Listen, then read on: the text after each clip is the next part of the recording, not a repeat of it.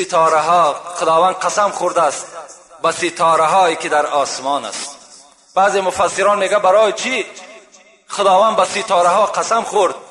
میگه برای که عدد ستاره نامعین است، دوم این که بی نهایت حرکت کلان دارند و هر یک ستاره آسمان چندین برابر از زمین کلان است.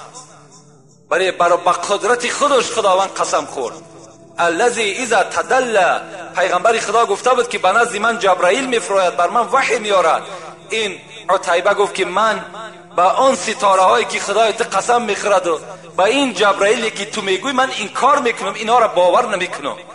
باز بازم این چیکار کرد؟ میگه دهنش میگه پر از خطوف کرد و با پیغمبر خدا حواله کرد.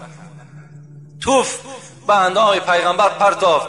صاحب قرطبی میگه هزارها شکر که میگه این توف بدبخت در چهره پیغمبر خدا نافتید.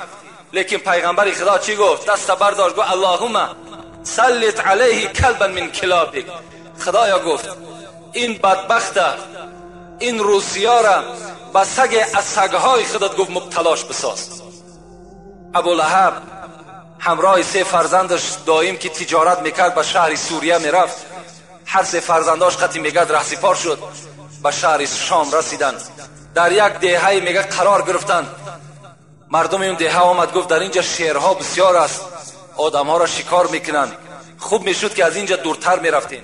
ابولهب گفت من فرزند خدمت در بین شترها میخوابانم و عسکر در اطرافش میمانم، هیچ کس بر این زیان و زلال داده نمیتواند.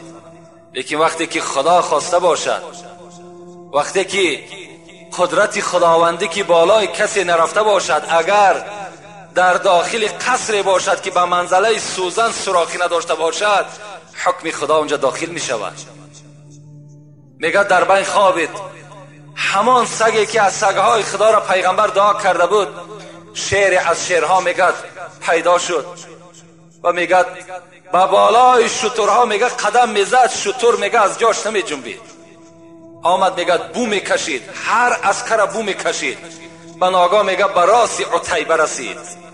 بر زمان میگه از گلوی این بدبخت میگه داشت و میگه پاره پارش کرد. سحر میخیزند این بدبخت در چه حالت میبینند؟ در حالتی که دعای پیغمبر خدا در حق این ناکس تأثیر کرده بود.